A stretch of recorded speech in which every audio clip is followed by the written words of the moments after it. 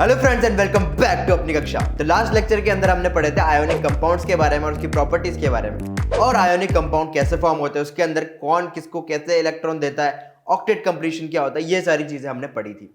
ठीक है, तो आज के लेक्चर के अंदर हम पढ़ेंगे मेटलर्जी के बारे में। मेटलर्जी क्या होता है कि जमीन में से कोई भी चीज निकलती है ना, कोई भी मेटल निकलता है, उसको एकदम प्योर मतलब नेचुरल फॉर्म से लेके प्योर फॉर्म तक लाने के प्रोसेस को बोलते हैं हम मेटलर्जी। इसके अंदर कई सारे स्टेप्स आते हैं, वो सारे के सारे हम इसके अंदर पढ़ेंगे और कैसे कैसे होते हैं वो भी पढ़ेंगे। बट उससे पहले जो लास्ट लेक्चर में तुम्हें 2 क्वेश्चंस दिए थे उनका हम सॉल्यूशन देखते हैं। तो पहला क्वेश्चन ये था कि right the electron dot structure for sodium, oxygen and magnesium. अब इलेक्ट्रॉन डॉट स्ट्रक्चर तुम्हें लास्ट लेक्चर में बताया था, कैसा दिखेगा। देखो इलेक्ट्रॉन डॉट स्ट्रक्चर सोडियम का, क्योंकि नंबर 11 है तो 11 इलेक्ट्रॉन्स रह गए उसमें। अब 11 इलेक्ट्रॉन से पहले के अंदर 2 जाएगा, दूसरे के अंदर 8 जाएगा, फिर 1 बच गया जो कि तीसरे के अंदर जाएगा। तो हम लास्ट में इसके ऊपर एक डॉट लगा देंगे, तो ये इसका इलेक्ट्रॉन डॉट स्ट्रक्चर हो गया। ऑक्सीजन के अंदर क्या होगा, ऑक्सीजन का नंबर है हमारा 16 यानी कि 16 इलेक्ट्रॉन रह गए। अब 16 इलेक्ट्रॉन है यानी कि पहले के अंदर 2, दूसरे के अंदर 8 और तीसरे के अंदर आ जाएंगे 6 इलेक्ट्रॉन। अब 6 इलेक्ट्रॉन लास्ट में है तो फिर हमने यहाँ पे 1 2 3 4 5 6 डॉट्स बना दिए। ठीक है, ये हो गया इसका इलेक्ट्रॉन डॉट स्ट्रक्चर। और मैग्नीशियम तीसरा था, मैग्नीशियम दिया हुआ है, तो मैग्नीशियम का नंबर होता है हमारा 12। तो मतलब इसके अंदर 12 इलेक्ट्रॉन रह गए। अब 12 इलेक्ट्रॉन यानी कि 2 इलेक्ट्रॉन पहले शेल में, दूसरे शेल के अंदर 8 इलेक्ट्रॉन, और थर्ड यानी कि आउटर मोस्ट शेल के अंदर 2 इलेक्ट्रॉन। तो हमने मैग्नीशियम के ऊपर 2 इलेक्ट्रॉन लगा दिए, सिंपल। ठीक है, अब दूसरा क्या पूछा है इसके अंदर, दूसरा part, show that the formation of Na2O and MgO by the transfer of electron. अब इसमें क्या होगा, देखो Na2O यानी कि 2 सोडियम ले लिया और 1 ऑक्सीजन ले लिया। दोनों सोडियम के पास एक एक एक्स्ट्रा इलेक्ट्रॉन और ऑक्सीजन के पास 2 इलेक्ट्रॉन कम है। तो क्या होगा, ये दोनों के दोनों अपना अपना 1 इलेक्ट्रॉन ऑक्सीजन को दे देंगे। अब ऑक्सीजन को दे दिया इसने 1 इलेक्ट्रॉन, तो इसके भी 8 हो गए, इसके भी 8 हो गए और इसके भी 8 हो गए। तो ये तीनों के तीनों दोस्त बन के रहेंगे और Na2O हमारा बन जाएगा। ठीक है, ये हमारा आयोनिक कंपाउंड बन गया। सिमिलरली MgO के अंदर क्या खासियत है कि इसके पास 2 एक्स्ट्रा इलेक्ट्रॉन है और इसके पास 2 इलेक्ट्रॉन्स की कमी है, तो डायरेक्टली सिर्फ ये दोनों ही अकेले अकेले मिल जाएंगे, तो ये MgO बन जाएगा। ठीक है, तो यहाँ पे 2 8 8 हो गए और इसके 2 8 हो गए, दोनों का प्रॉब्लम सॉल्व। ठीक है, अब थर्ड पार्ट में ये दिया हुआ था कि what are the ions present in these compounds. इन कंपाउंड्स के अंदर आयंस कौन से आयंस क्या हो गए, जैसे सोडियम ने 1 इलेक्ट्रॉन दे दिया, अब इलेक्ट्रॉन का चार्ज क्या रहता है, माइनस, तो फिर वो माइनस चार्ज अगर दूर चला गया तो उसके ऊपर तो प्लस चार्ज आ जाएगा ना, तो वो प्लस चार्ज के साथ मतलब Na+, ये हो गया एक आयन। तो हम बोलते हैं कि Na2O के अंदर हमारा आयंस कौन से, एक तो Na+ और एक O2-। 2- इसलिए क्योंकि उसके बाद 2 इलेक्ट्रॉन्स एक्स्ट्रा आए बाहर से, तो 2 माइनस चार्ज आ गए। सिमिलरली MgO के अंदर हम बोलते हैं Mg के तो 2 हो जाएंगे क्योंकि उसने ही 2 इलेक्ट्रॉन दे दिया ऑक्सीजन को, और ऑक्सीजन के O2- हो जाएगा क्योंकि उसने 2 इलेक्ट्रॉन ले लिया Mg से।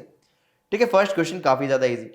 सेकंड क्वेश्चन है, why do ionic compounds have high melting point. ये सेम टू सेम चीज लास्ट लेक्चर के अंदर डेफिनेशन के साथ करवाई थी।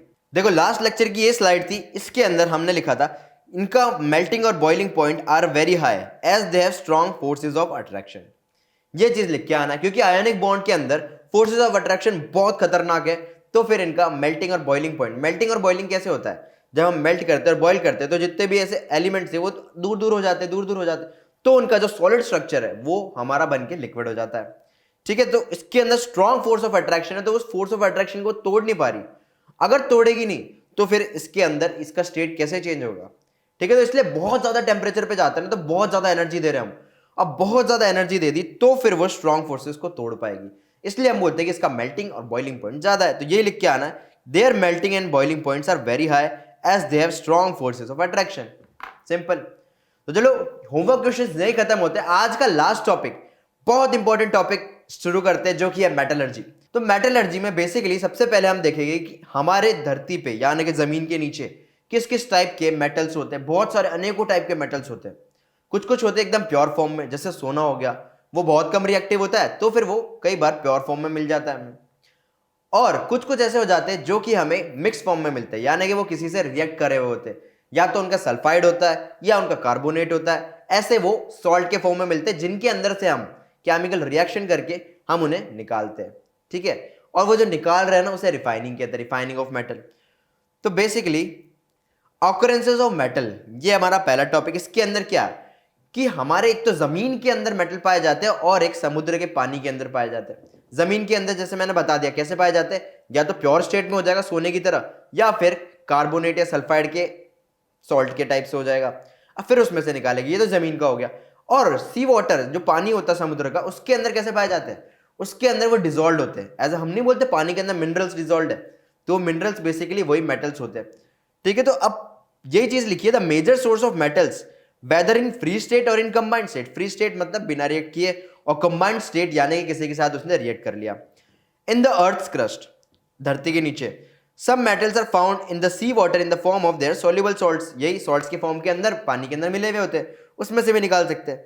तो percentage of some metals in earth crust are, सबसे ज्यादा होता है हमारा एल्यूमिनियम जो कि है 7%, फिर आता है आयरन जो कि है 4%, फिर कैल्शियम 3%, सोडियम 2.7%, पोटेशियम 2.5%, मैग्नीशियम 2% और टाइटेनियम हमारा 0.6%। ये जो मेजर मेटल जो हमारे धरती के नीचे से निकलते हैं वो सारे के परसेंटेज यहाँ पर दिए हुए। ठीक है, ये अकॉरेंसेस ऑफ मेटल। अब बेसिकली मिनरल्स और ओर्स में डिफरेंस क्या है, कई लोगों को नहीं पता होता, उसके अंदर बहुत कंफ्यूज होते हैं लोग। मैं सिंपल सी लैंग्वेज में बता देता हूँ। ठीक है, अब जमीन में से कोई भी चीज निकल रही है, उसके अंदर से मेटल या तो प्योर स्टेट में या कंबाइंड स्टेट में, किसी भी स्टेट में हो, अगर उसके अंदर मेटल है तो हम बोल रहे हैं कि जमीन के अंदर से जो चीज निकाली हमने वो हमारा मिनरल है। ठीक है, अब उस मिनरल के अंदर क्या होगा, इंप्योरिटीज बहुत सारी होगी, मिट्टी लगी होगी अंदर, ये रिएक्टेड होगा किसी ना किसी चीज से। तो ये जो चीजें होती है ना, जो इंप्योरिटीज होती है इस मेटल के आसपास, वो होती है हमारी गैंग, GANGUE, ये हो जाती है हमारी गैंग, या फिर इसको बोल सकते हैं मैट्रिक्स। धूल मिट्टी ये सारी चीजें, तो इनको निकाल देते हैं गैंग को। अब उस मिनरल से हम जब मेटल बनाते हैं, यानी कि मान लो कि वो किसी का एक सॉल्ट बना हुआ है, ठीक है, कोई जैसे कैल्शियम है, कैल्शियम सल्फाइड बना हुआ है हमारा। अब उस मेटल को निकालने के लिए, मतलब ये जो हमने रिएक्शन की, अंदर से माइनिंग वगैरह की, खुदाई वगैरह करके हमने इतना मिनरल निकाला, फिर उसके बाद रिफाइन किया, उसके बाद जाके मेटल मिला। इसके अंदर जितना भी पैसा लगा ना, अगर मान लो पैसा बहुत ज्यादा लग गया और जो हमने निकाला उसकी वर्थ उतनी है ही नहीं, तो फायदा क्या। तो जिसके अंदर फायदा हो जाता है ना, कि हमने तो 100 रुपए में निकाला और 200 रुपए में बेच दिया, मतलब 100 रुपए में निकाल के उसको प्योरीफाई करके 100 रुपए लगे और 200 रुपए में बेच दिया, वैसे इतना सस्ता होता नहीं है, एग्जाम्पल दे रहा हूं। तो फिर वो क्या होगा, इकोनॉमिकली प्रॉफिटेबल है, तो फिर वो हो जाएगा हमारा ओर। ठीक है, उसको बोलते हैं हम ओर। तो मिनरल्स और ओर्स में डिफरेंस समझ में आ गया होगा कि नॉर्मली जमीन से जितनी चीज निकलेगी वो मिनरल्स होगी, लेकिन उसमें से प्रॉफिटेबली, इकोनॉमिकली जितनी चीज हमारे पास आ जाएगी वो हमारी ओर होगी। तो मिनरल्स और ओर्स में डिफरेंस समझ में आ गया होगा। ये चीज लिखिए, द एलिमेंट्री स्टेट और the compounds in the form of which the metal occur in the nature are called minerals. Normally जो नेचुरल स्टेट के अंदर पाए जाते हैं वो मिनरल्स है। द अर्थी, सैंडी एंड रॉकी इंप्योरिटीज, जो मतलब धूल मिट्टी कंकर ये सारी चीज होती है, associated with the minerals are called gangue, ये हो जाती है हमारी गैंग। ठीक है, also the minerals from which the metal can be extracted conveniently and economically, जो ही मैंने बताया, इज कॉल्ड एन ओर। तो ओर हमारा समझना बहुत जरूरी है कि ओर क्या होता है। कई बार डेफिनेशन पूछ लेते हैं व्हाट इज ओर, और लोगों को पता नहीं होता है तो फिर वो कंफ्यूज हो जाते हैं। तो ये सबसे बेसिक चीज है कि ओर क्या होता है और मिनरल और ओर के अंदर डिफरेंस क्या होता है। ठीक है, ये समझ में आ गया। अब एक्सट्रैक्शन ऑफ मेटल्स क्या होता है, कि वो जो ओर है ना, ओर हमारे पास आ गया, या तो प्योर स्टेट में होगा या फिर वो कंबाइंड स्टेट में होगा। ओर तो हमने निकाल दिया, अब उसको प्योर करके जो भी हम कर रहे हैं उसके साथ, उसके बाद जो मेटल निकालते हैं हम उसको बोलते हैं एक्सट्रैक्शन ऑफ मेटल। मतलब ओर को मेटल के अंदर कन्वर्ट करना with the help of chemical reaction बोल सकते हो, फिजिकल रिएक्शंस बोल, मतलब कुछ भी बोल सकते हो। अल्टीमेटली ओर में से अगर मेटल निकाल रहे हैं तो हम उसको बोलते हैं कि हमने एक्सट्रैक्शन ऑफ मेटल किया। ठीक है, मेटलर्जी क्या होता है, मेटलर्जी ये पूरा प्रोसेस है, जमीन से निकालने से लेकर मेटल तक मिलने को हम प्रोसेस को मेटलर्जी कहते हैं। अब इसकी डेफिनेशन क्या होगी कि various steps involve in the extraction of metal from its ore. ठीक है, ore followed by refining of metal is called metallurgy. तो सबसे पहले ओर निकाला, फिर रिफाइन किया, ये सारी चीज की, उसके बाद मेटल निकला, तो उसको मेटलर्जी। किसके अंदर स्टेप्स दिए हुए हमारे मेटलर्जी के। तो सबसे पहले क्या, हमने ओर निकाला, ओर यानी कि प्रॉफिटेबल मिनरल, ये निकाला। अब उसका कंसंट्रेशन किया, यानी कि उसके अंदर से गैंग वगैरह जो मिट्टी कंकर ये सारी चीज थी वो सब साइड में कर दी, सिर्फ हमारे पास मेटल और उसके सॉल्ट्स बचे। अब क्या होता है, 3 टाइप के हो जाते हैं, एक तो हाई रिएक्टिविटी मेटल, दूसरा मीडियम रिएक्टिविटी मेटल और तीसरा लो reactivity metal. High reactivity metal कौन से होते हैं, सोडियम, पोटेशियम, ऐसी ऐसी चीजें। लो रिएक्टिविटी मेटल कौन से होते हैं, जैसे गोल्ड, सिल्वर, ये सारी चीजें। और बाकी जो बीच में आते हैं वो मीडियम रिएक्टिविटी होते हैं। तो जो हाई रिएक्टिविटी होते हैं ना, उनको क्या करते हैं, सबसे पहले तो पिघला देते हैं, लिक्विड बना दिया। अब लिक्विड बनाने के बाद उसको क्या करते हैं, हम इलेक्ट्रोड डालते हैं और फिर इलेक्ट्रोलाइसिस करवा देते हैं। तो क्या होता है, जैसे कि हमने फेरस और कॉपर की रिएक्शन देखी थी, वैसे ही एक होगा हमारा हाईली रिएक्टिव, एक होगा हमारा कम रिएक्टिव। तो हाईली रिएक्टिव को एक साइड डालेंगे, कम रिएक्टिव को एक साइड डालेंगे। तो हाईली रिएक्टिव तो पानी के मतलब उसके अंदर घुल जाएगा, और हमारा जो असली वाला जो हमें चाहिए वो हमारा इलेक्ट्रोड पे जमा हो जाएगा। तो ये बोलते हैं इलेक्ट्रोलाइसिस ऑफ मोल्टन ओर से हमें प्योर मेटल मिल जाएगा। इसको और भी डिटेल में हम 11th-12th क्लास के अंदर पढ़ेंगे जब मेटलर्जी चैप्टर आता है, बट अभी सिर्फ इतना याद रखना है कि हायर रिएक्टिविटी के अंदर हमारा इलेक्ट्रोलाइसिस होता है मोल्टन ओर का, तो हमें प्योर मेटल मिल जाता है। लो रिएक्टिविटी में क्या होता है, लो रिएक्टिविटी में जनरली सल्फाइड ओर आते हैं हमारे, तो सल्फाइड ओर को रोस्टिंग करते हैं। अब रोस्टिंग प्रोसेस क्या होता है इसी चैप्टर में पढ़ेंगे थोड़ा आगे। रोस्टिंग में हम गर्म करते हैं बेसिकली, तो क्या होता है मेटल निकल जाता है। अब मेटल निकलता है फिर उसके बाद उसकी रिफाइनिंग करते हैं। रिफाइनिंग क्या होता है ये भी हम पढ़ेंगे आगे। अब मीडियम में क्या होता है, एक तो कार्बोनेट ओर रहता है और एक सल्फाइड ओर रहता है, दो दो टाइप के। अगर कार्बोनेट ओर है तो हम कैल्सिनेशन करते हैं और सल्फाइड ओर है तो रोस्टिंग। बेसिकली दोनों में गर्म कर रहे हैं, एक के अंदर कम ऑक्सीजन की सप्लाई दे रहे और एक के अंदर ज्यादा दे रहे। क्यों करते हैं, कैसे करते हैं, रोस्टिंग क्या होता है, कैल्सिनेशन क्या होता है, ये सब इसी चैप्टर में आएगा। ये सिर्फ एक बार देखने के लिए ताकि रिवाइज जब करो तब तुम्हें आसानी हो। तो फिर क्या होता है, रोस्टिंग कैल्सिनेशन करते हैं ना तो मेटल का ऑक्साइड मिल जाता है, फिर उसे रिड्यूस करते हैं हम। रिड्यूस करते यानी कि ऑक्सीजन निकालते हैं। ऑक्सीजन निकालना मतलब क्या होता है, रिडक्शन होता है ना। तो रिडक्शन टू मेटल किया, फिर उसके बाद उसको प्योरिफिकेशन कर देते हैं। तो ये वाली जो फ्लो चार्ट है ना, ये वाला फ्लो चार्ट हमारा बहुत ज्यादा इंपॉर्टेंट है। अब ये देखो कि तीन मेजर स्टेप्स होते हैं। जो स्टेप्स मैंने बताया उसके अंदर तीन कैटेगरी में डिवाइड किया। पहला कंसंट्रेशन और एनरिचमेंट ऑफ ओर, जिसमें से गैंग वगैरह निकाल देते हैं हम, मिट्टी कंकर वगैरह। Second conversion of concentrated ore into metal, उसको हम कन्वर्ट करते हैं मेटल के अंदर अलग अलग प्रोसेसेस से।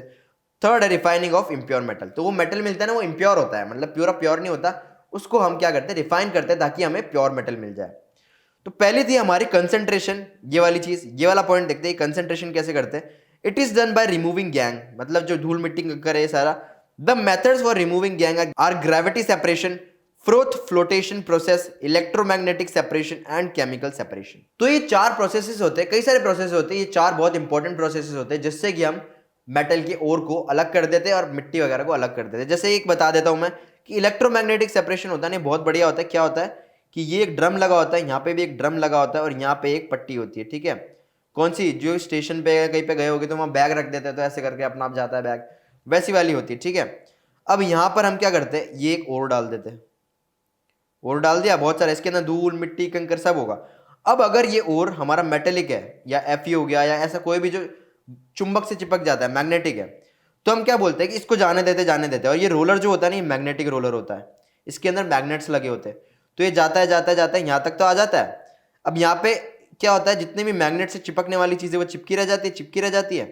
और जब धूल मिट्टी है, धूल मिट्टी ऐसे करके यहाँ नीचे गिर गई, धूल मिट्टी स्पीड से आ रहा होता है तो धूल मिट्टी आगे गिर गई, और जो मेटल्स वगैरह होते हैं वो यहाँ आते हैं और यहाँ आने के बाद यहाँ गिर जाते हैं। तो ये क्या हो गया, धूल मिट्टी अलग से गिर गई और मेटेलिक वगैरह जो हमको चाहिए वो यहाँ गिर गया। इसको कहते हैं इलेक्ट्रोमैग्नेटिक सेपरेशन। ये सारी जो चीज है ना, चारों प्रोसेस हम डिटेल में पढ़ेंगे 11th में। बस अभी तो हमें सिर्फ ये याद रखना है, नाम याद रख लो, gravity separation, froth flotation process, electromagnetic separation और केमिकल सेपरेशन। ये चार प्रोसेस याद रख लो। तो ये हो जाता है हमारा कंसंट्रेशन, ऐसे होता है। फिर क्या होता है कि कन्वर्जन, कन्वर्जन कॉन्सेंट्रेटेड ओर का मेटल के अंदर, ये बहुत ज्यादा इंपॉर्टेंट है कि कैसे होता है। अब अलग अलग के अंदर, जैसे पहला बताया था कि highly reactive metals, highly reactive कौन से हो गए, सोडियम मैग्नीशियम कैल्शियम, जैसे मैंने बताया था यूपीएससी मैजेंटल, ठीक है। ऐसे ऐसे ऐसे रिएक्टिविटी सीरीज चलती है ना, वैसे ही इसके अंदर ऊपर जो जो आते हैं वो हाईली रिएक्टिव है। जैसे सोडियम मैग्नीशियम कैल्शियम और पोटेशियम, ये सारे क्या है, बहुत ज्यादा हाईली रिएक्टिव है। तो are extracted by electrolytic reduction of their molten chlorides or oxides. Electrolytic reduction is brought about by passing electric current through the molten state. वही जो मैंने पहले बताया था कि उसको molten state में ले आते फिर इलेक्ट्रोलाइसिस करते तो फिर एक मेटल हमारा अलग से सेपरेट हो जाता है जो कि हमें चाहिए होता है, ठीक है। तो कैथोड पे क्या बनता है, इसके अंदर Na+ और इलेक्ट्रॉन, और एनोड पे क्या बन जाएगा, Cl- और इलेक्ट्रॉन। जैसे NaCl में से Na निकालना है तो फिर ये बताया इसने कि कैथोड के ऊपर Na हमारा डिपॉजिट हो जाएगा, सिंपल। तो ये हमारा सोडियम का एक्सट्रैक्शन था, वैसे ही और भी एक्सट्रैक्शन हो सकते हैं। तो मेन चीज याद रखनी कि हाईली रिएक्टिव के साथ इलेक्ट्रोलाइसिस करते हैं मोल्टन स्टेट के अंदर, बस, ठीक है। दूसरी चीज आ जाती है हमारा मीडियम रिएक्टिविटी के साथ कैसे करते हैं। Metals with moderate reactivity like zinc, iron, lead, copper etcetera, जो कि बीच में आता है रिएक्टिविटी सीरीज के, are generally present as oxides, sulphides या कार्बोनेट्स। ऑक्साइड्स मिलेंगे, सल्फाइड्स मिलेंगे और कार्बोनेट्स मिलेंगे। These sulphides and carbonates first need to get converted into oxides as it get easier to get metal from their oxides।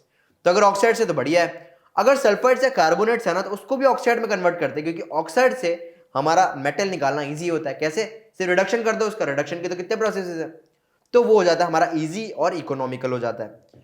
तो हम क्या करते हैं, जैसे मान लो सल्फेट्स और कार्बोनेट्स हैं, उनकी हम करते हैं रोस्टिंग और कैल्सिनेशन, जिससे कि उसका ऑक्साइड मिल जाता है। कैसे करते हैं देखो, पहला होता है रोस्टिंग। इसके अंदर क्या होता है, the sulphide ores are converted into oxides by heating strongly in presence of excess of air. जो रोस्टिंग होता है ना, उसके अंदर हवा, बहुत सारी हवा देते रहो, कोई कमी नहीं है। उसके साथ हम क्या करते हैं, उसको गर्म करते हैं, मतलब कि उसको पूरा चांस दे रहे हैं कि ऑक्सीजन के साथ रिएक्ट करते हैं, जो जितना करना कर। तो क्या होता है, Zn और S होता है, वो ऑक्सीजन के साथ करता है, SO2 तो अलग चले जाता है और ZnO हमारा अलग हो जाता है, तो ये बन गया ना ऑक्साइड। तो ये है हमारी रोस्टिंग। सिमिलरली कैल्सिनेशन होता है, लेकिन उसमें इतनी ऑक्सीजन नहीं देते हम, क्योंकि इसके अंदर ऑलरेडी ऑक्सीजन है, ज्यादा देंगे तो फिर गड़बड़ हो जाएगी हमारी। तो in this process the carbonate ore are converted to oxides by heating strongly in absence और लिमिटेड सप्लाई ऑफ एयर। या तो एयर देंगे ही नहीं क्योंकि इसके अंदर ऑलरेडी है, या फिर हम देंगे तो बहुत कम देंगे। तो क्या होगा, इसमें से कार्बन डाइऑक्साइड बाहर निकल जाएगा और ZnO हमारा बच जाएगा। तो ZnO और कार्बन डाइऑक्साइड बन गया, तो इसका भी हमारा बन गया ऑक्साइड। ठीक है, तो रोस्टिंग समझ में आ गया, कैल्सिनेशन समझ में आ गया। ये पता चल गया कि सल्फाइड ओर्स जो होते हैं उसकी रोस्टिंग करते हैं, और हमारे कार्बोनेट जो होते हैं उनकी कैल्सिनेशन करते हैं। याद रखो, C से C, कार्बोनेट से तो कैल्सिनेशन करेंगे, बाकी अलग दूसरा, रोस्टिंग सल्फाइड, खत्म। ठीक है, और कैल्सिनेशन के अंदर कम एयर होती है, कैसे, ZnCO3 याद रखो, मतलब कार्बोनेट के अंदर कैल्सिनेशन होती है, ये तो याद है। अब कार्बोनेट क्या होता है, CO3, तो इसमें तो ऑक्सीजन ऑलरेडी है, तो देनी क्यों है हमें। ठीक है, ये सोचेंगे हम। तो फिर से हमें ये भी याद रहेगा कि कैल्सिनेशन के अंदर हमारी ऑक्सीजन कम होती है या होती नहीं है। तो रोस्टिंग और कैल्सिनेशन हो गए। अब हम क्या पहुंच गए कि ऑक्साइड बना दिया हमने मेटल का। अब मेटल का ऑक्साइड बना दिया, तो इसको क्या करते, are then reduce to corresponding metal by reducing agent like carbon. Carbon हमारा बहुत अच्छा रिड्यूसिंग एजेंट होता है। जैसे ZnO बनाया, MnO2 है, इन सबको क्या करते हैं, जैसे कार्बन डाला हमने तो Zn और CO बन गया, एल्यूमिनियम डाला तो Mn और Al2O3 बन गया। अब Al क्या था, Al हमारा हाईली रिएक्टिव मेटल था, तो उसने क्या किया, डिस्प्लेसमेंट रिएक्शन कर दी। अब डिस्प्लेसमेंट रिएक्शन कर दी तो AlO3 तो बन गया, ये तो अलग हो गया, बट हमारा Mn मिल गया जो हमें चाहिए था, क्योंकि एक्सट्रैक्शन हम किसका कर रहे हैं, Mn का कर रहे हैं, MnO2 था ना। तो हम ये बोलते हैं कि रिड्यूसिंग एजेंट्स लाइक कार्बन, या तो इसके साथ रिएक्ट करवा दो, और by using displacement reaction with highly reactive metal such as aluminium, sodium और कैल्शियम, इनके साथ रिएक्ट करवा दो। तो ये दो रिएक्शन हो गई हीटिंग करके। The reduction of metal oxide to metal using aluminium as a reducing agent is called aluminothermy. मतलब ये जो किया ना हमने, इसको बोलते हैं aluminothermy. The reaction is highly exothermic, the heat evolve is so high that the metal is obtained in the molten state. देख रहे हो, एल्यूमिनोथर्मी होती है ना। अब ये जो डिस्प्लेसमेंट रिएक्शन हो रही है, इसके अंदर इतनी हीट निकल जाती है, इतनी हीट निकल जाती है कि नॉर्मल जो मेटल हमें मिला है ना, वो मोल्टन स्टेट में मिलता है, मतलब पिघला हुआ मेटल मिल रहा है। सोच लो कितनी हीट निकलती होगी। और इसका बहुत बड़ा एक सिग्निफिकेंस है, क्या, जो पटरियां होती है ना ट्रेन की, मैंने एक चैप्टर में और बताया था कि ट्रेन की जो पटरियां होती है उसमें कभी कभार बीच में क्रैक लग जाता है। अब उस क्रैक के अंदर क्या करते हैं, मेटल भरना है। मेटल पिघला के, इतना ज्यादा पिघला के तो भरेगे नहीं, तो हम क्या करते हैं, एक रिएक्शन होती है थर्माइट रिएक्शन। अब उसमें क्या होता है कि आयन होता है, ठीक है, आयन का ऑक्साइड होता है Fe2O3। अब Fe2O3 जो है ना, ये जैसे ये रिएक्शन है, ये थर्माइट रिएक्शन है, Fe2O3 होता है, हमें रेल की पटरी में आयन भरना है। अब क्या करेंगे, Fe2O3 के अंदर एल्यूमिनियम, वहां पे पाउडर Fe2O3 का डाल दिया, एल्यूमिनियम डाल दिया उसके ऊपर, तो क्या होता है, बहुत ज्यादा हीट निकलती है। जैसे एल्यूमिनियम के साथ कर रहे हैं, अभी अभी बताया, बहुत हीट निकलती है कि वो मोल्टन स्टेट में आ जाता है। तो जो Fe हमें मिलता है ना, ये वाला, ये मोल्टन स्टेट में आता है क्योंकि बहुत ज्यादा हीट होती है, तो वो क्रैक के अंदर अपना आप चले जाता है, और उसके ऊपर Al2O3 की एक लेयर बन जाती है, जिसको हम निकाल देते हैं बाद में। कभी मौका मिले ना तो यूट्यूब पे देखना कि ट्रेन की पटरियों के अंदर कैसे थर्माइट रिएक्शन कैसे किया। सिर्फ थर्माइट रिएक्शन लिख जाओगे यूट्यूब पे या फिर गूगल पे, तो तुम्हें वीडियोस और इमेजेस सारी मिल जाएगी। ठीक है, तो this reaction is known as thermite reaction and used for welding the broken parts of iron machinery and railway tracks, grinder etcetera. जो भी लोहे की चीज रहती है ना, उसके अंदर ये बहुत ज्यादा काम आता है। बहुत इंपॉर्टेंट रिएक्शन है थर्माइट रिएक्शन। जो एग्जांपल है वो अगर तुम ध्यान में रखोगे ट्रेन की पटरी के अंदर कैसे हम डालते हैं फेरस को, तो फिर ये वाली रिएक्शन तुम्हें हमेशा याद रहेगी। ठीक है, तो ये हो जाता है थर्माइट रिएक्शन पूरा। अब हमने हाई रिएक्टिविटी पढ़ लिया, मीडियम रिएक्टिविटी पढ़ लिया, अब देखते हैं लो रिएक्टिविटी को कैसे करते हैं हम एक्सट्रैक्ट। अब आ जाते हैं हम extraction of metal with low reactivity, यानी कि हाई रिएक्टिविटी हमने पढ़ लिया, मीडियम रिएक्टिविटी पढ़ लिया, अब देखेंगे कि लो रिएक्टिविटी के अंदर एक्सट्रैक्शन कैसे करते हैं। अब इसके अंदर क्योंकि इसकी रिएक्टिविटी लो होती है, तो क्या होता है, हम नॉर्मली इसको हीट भी कर देते हैं ना, तो भी हमारा काम पूरा हो जाता है। तो यही है कि the oxides of these metal can be reduced to metals by heating alone. मतलब कि नॉर्मली सबसे पहले इसको, जैसे मर्क्यूरी सल्फाइड है, ठीक है, HgS, इसके ओर का नाम होता है सिनाबार ओर। हर के ओर का नाम अलग अलग होता है। मर्क्यूरी के जैसे इसका नाम हो गया सिनाबार, वैसे एल्यूमिनियम वाले का नाम होता है बॉक्साइट। ऐसे बचपन में भी शायद तुमने पढ़ा होगा कि सबके ओर के नाम क्या होते हैं, लेकिन याद नहीं होगा। एक बार तुम पढ़ोगे ना तो फिर से याद हो जाएगा, बहुत ईजी रहता है। तो मर्क्यूरी की ओर को सिनाबार कहते हैं। तो फिर हम बोलते हैं कि HGS हमारा हीट करते हैं हम तो ऑक्सीजन के साथ रिएक्ट करके HGO बनाता है और SO2 बना देता है। SO2 गैस है, उड़ गई हवा में।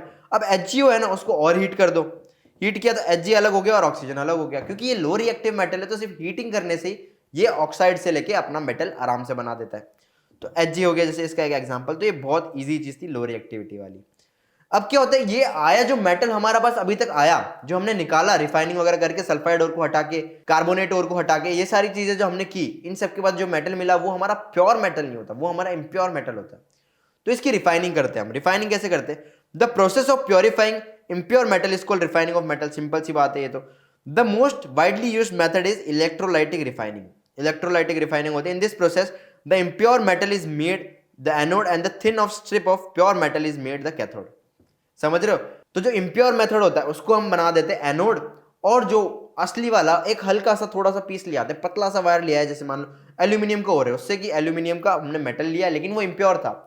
तो अब क्या किया, एल्यूमिनियम को यहाँ लगा दिया एनोड पे, इतना बड़ा मान लो पीस है, और पतला सा वायर ले लिया हमने एल्यूमिनियम, प्योर एल्यूमिनियम का, हमने कैथोड पे। अब क्या होगा, इसके अंदर से इलेक्ट्रोलाइसिस करवाएगा ना, तो एल्यूमिनियम एल्यूमिनियम के साथ साथ चले जाएगा चले जाएगा चले जाएगा, और यहाँ पे लास्ट में एक पतली सी स्ट्रिप बच जाएगी।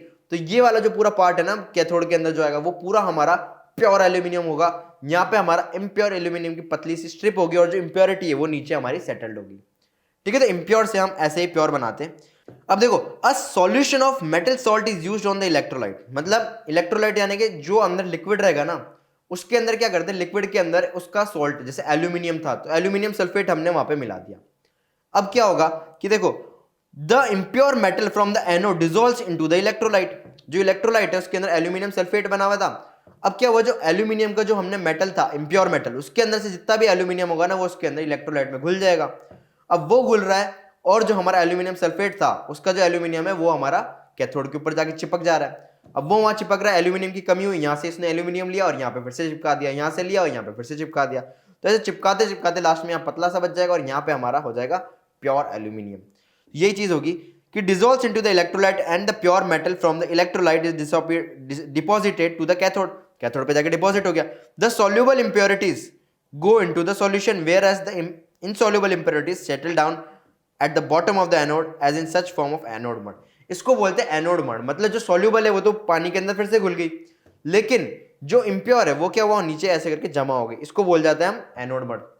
ठीक है, एनोड मड याद रखना क्या होता है कि जब हम इम्प्योर मेटल से प्योर मेटल कर रहे होगे, रिफाइनिंग कर रहे होगे इलेक्ट्रोलाइसिस के थ्रू, तो जो इनसॉल्युबल इंप्योरिटीज है वो सारी हमारी नीचे सेटल हो जाती है, जो कि एनोड के नीचे सेटल हो रही है, तो इसलिए इसको हम एनोड मड कहते हैं। ठीक है, तो रिफाइनिंग ऑफ इम्प्योर मेटल, सिर्फ ये चीज याद रखनी है और कुछ भी नहीं है। सिर्फ जो मैंने बताया कंसेप्ट उसको विजुअलाइज कर दो। कैसे, ये एक बीकर है, विजुअलाइज भी करवा देते। चलो, बीकर है, इसके अंदर इलेक्ट्रोलाइट भरा हुआ है, इसके अंदर जो मेटल को हम रिफाइन कर रहे हैं ना उसी के इलेक्ट्रोलाइट्स है। अब यहाँ पे आ गया हमारा एक एनोड, यहाँ पे आ गया हमारा कैथोड की एक पतली सी वायर, लेकिन ये प्योर है। ठीक है, और हमने बना दिया सर्किट, इलेक्ट्रोलाइसिस किया हमने, तो क्या हुआ, इसके अंदर से जो एल्यूमिनियम है वो यहाँ घुल गया, और इसके अंदर जो एल्यूमिनियम है यहाँ चिपक गया, यहाँ घुला यहाँ चिपका, यहाँ घुला यहाँ चिपका। अब क्या होगा, जो इंप्योरिटीज है वो यहाँ पे ऐसे करके जम जाएगी, तो इसी को कहते हैं हम एनोड मड। समझ आ गया होगा?